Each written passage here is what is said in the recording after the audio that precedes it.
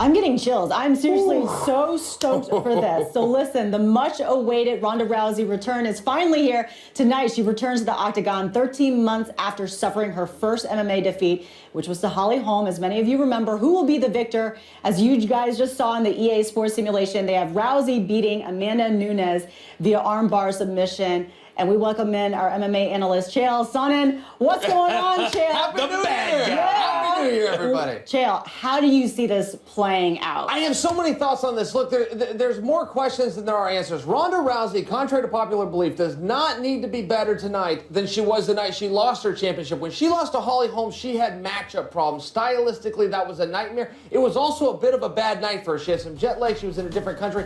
If Ronda can be as good as she was the night she lost, with this matchup against Amanda, she should leave with the championship. But here's the question, guys.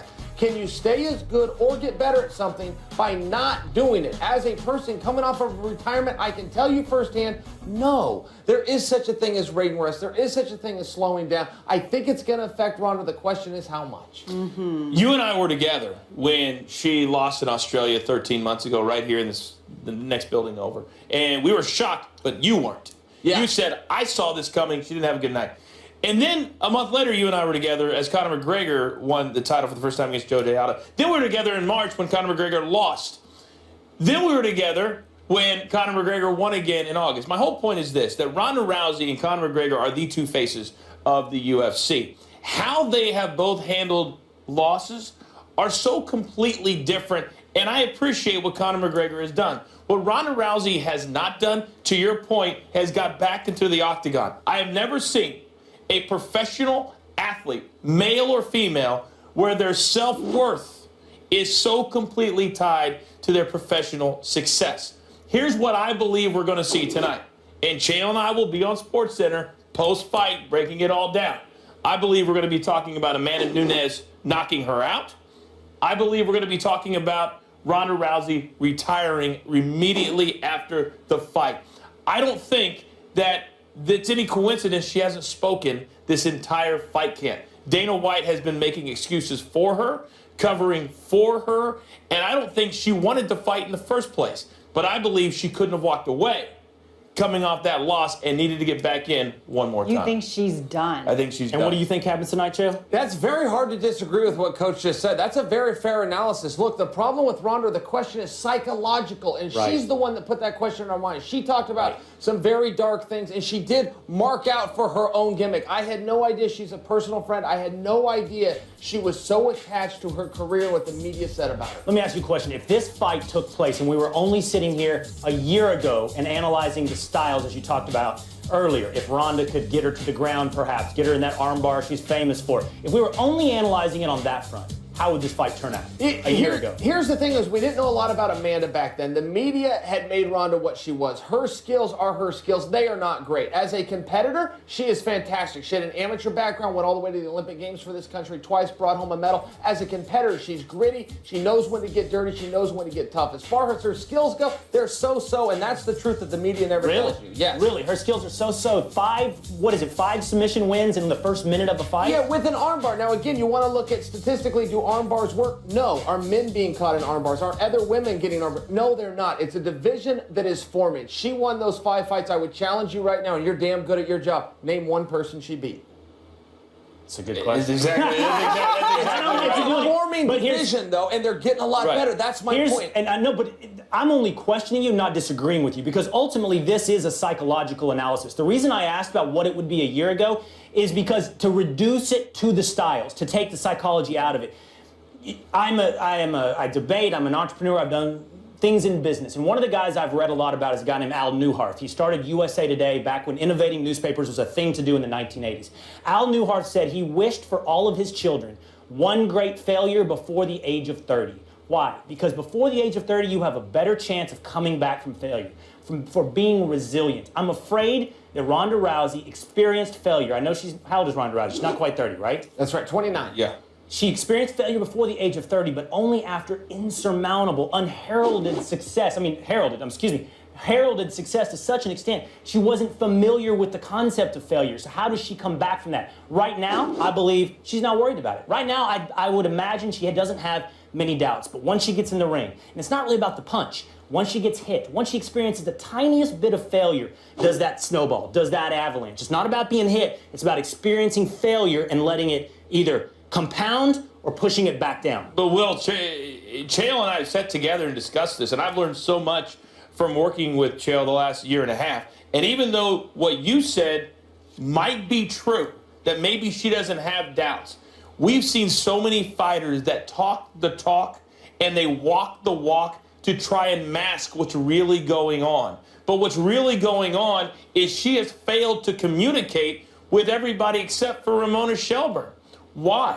I don't think she wants to be exposed, and she's protecting herself. And Chael, I believe that if she gets beaten tonight, which I think that she will, that she's protected herself to the point where maybe she can move on. But I don't know if she can professionally get back to that level, which we all believe she should have been at in movies, marketing, and stuff. To me, that's her fault, not anybody else's. Yeah, there was a major domino effect, guys. When she lost that fight, she was scheduled, just by example, to play the bouncer in a remake of Roadhouse. Of course, that fell down, but the media had created her into something. Guys, to go back 14 months, Will, to your point, they were talking about Ronda could beat Floyd Mayweather. I mean, there was a level of ridiculousness done by the media that put her in a pedestal. What I didn't know is that she fell for it. Now, Max Kellerman will talk about this a lot. He will say, whenever a fighter is knocked out, when they return, they're not the same. Now, that's not because physically they've lost their skills. It's because mentally they're worried about stepping into the fire. They're having memory lapses of what had happened before. They're worried about catching that one more shot. We're going to know right off the bat, within 30 seconds in this contest, Ronda's either going to come across the ring, step into that fire, into that zone where she can be hit and clinch and try to get this to the ground, which where her judo skill set will come in, or she's not. But 30 seconds in, we're going to know if the Max Kellerman disease that he talks about a lot that fighters have is taking hold on Ronda. I want to know this, because this is why I think Conor McGregor has surprised all of us and why he is that superstar caliber of fighter. When he lost to Nate Diaz, he lost a little swagger. But what he did was come back and sit in front of the media, and what did he say to us? I know what I did wrong, and I'm fixing it. And he spent $300,000 on his training camp to fix what he did wrong. Does Ronda Rousey know what she did wrong? Does Ronda Rousey's camp know what she did wrong to lose? I don't know if that's the case, because we don't know anything about her camp, anything about her. All we see is this video that she allowed to be shot for the promotional video. That's all we know. I don't know. Chael, you talk about her skills being so-so, but just my assumption, and granted it's from a distance, is if this goes to the ground, that's where her skills are, and this favors her. If it stays up on the feet, like the Holly Holm fight, it favors Amanda. Is that what we should be watching for? Oh, I think that's right. Ronda does not want to stand with Amanda, and Amanda does not want to go to the ground with Ronda. So in 30 seconds, like you said, the first 30 seconds of that fight, we'll see if Ronda will get in there and take it straight through the punches to get it down. Particularly with the psychological aspect, yes, we're going to know right out of the gate. Fans should know also the difference between Holly Holm shocking the world and Amanda Nunes is that we need to respect what Amanda Nunes is. She is nasty, she is bad, she can throw punches, and she's a legit champion. That's a fact. She's not getting enough attention. She's a That's legit right. champion, but would it not be fair to say that Ronda is basically going up against herself tonight when you talk about all the psychology of what this in fight some is way, about? sure, Amanda was jealous. She was looking up to Ronda, but she came in and she climbed the mountain. Amanda is the girl who beat the girl who beat the girl. Now, MMA math never works,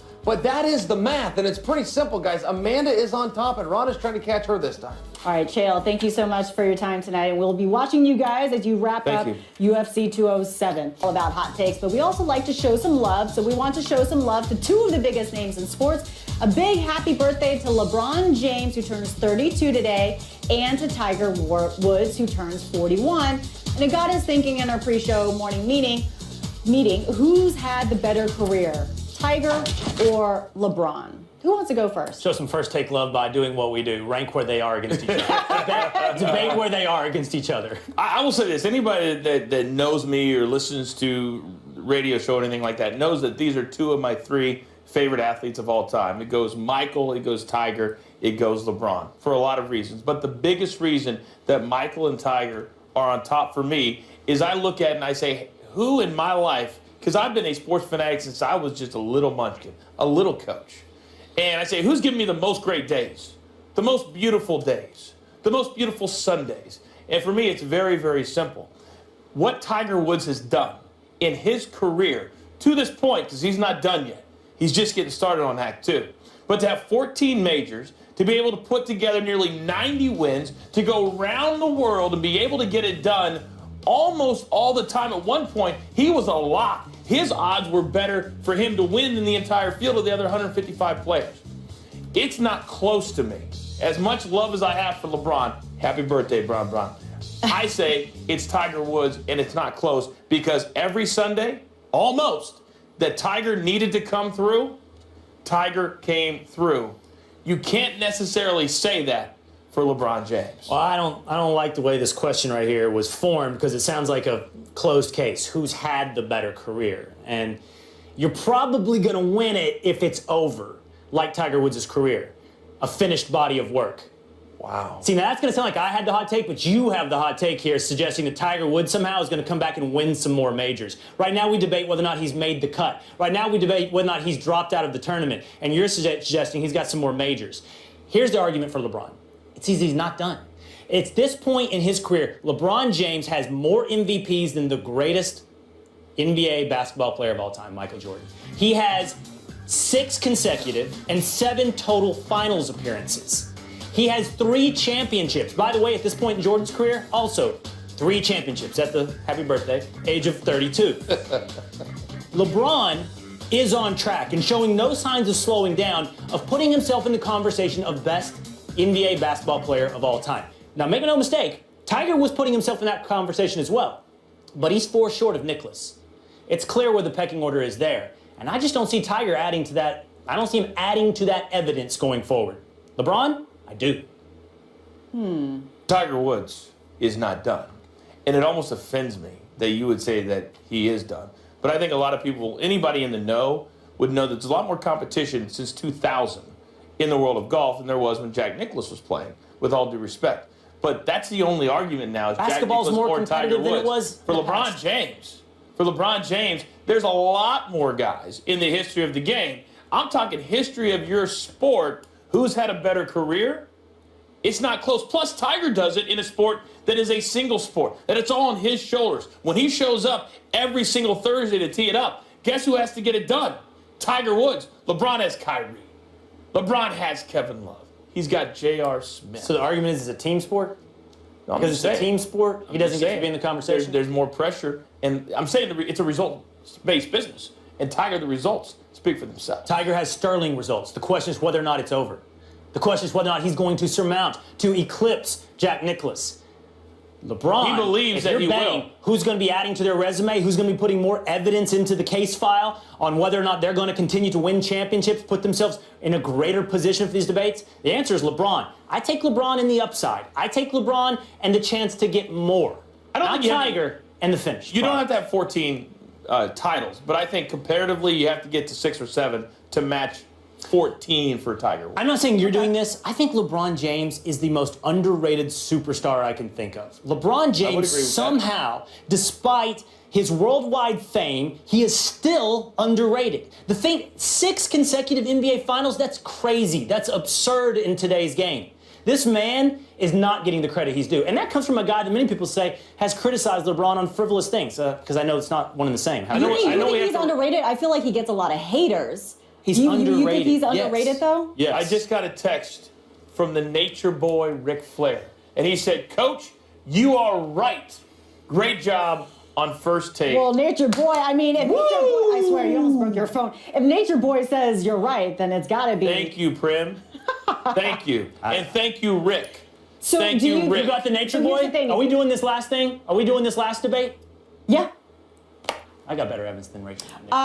So if you think Tiger Woods is not done, do you think he's going to break the record? Well, see, that's a different question gonna win a altogether. major. How about he, that? He believes. I think if he gets another major, then I think it could start to snowball again. What I saw in December in the Bahamas, I think he certainly has the game again. He just has to get back in shape. He has to play a lot more. And that's where I always have a problem with Tiger Woods. What he considers more is not what I consider more. I'd love to see him play 20 times a year. He only wants to play 15. There's a mandatory minimum. He only wants to play 15. And I believe he should play more. You know, we'll see. You know who he reminds me of a little bit? And you kind of made the analogy about Ronda Rousey. Ronda Rousey. Knew you were going there.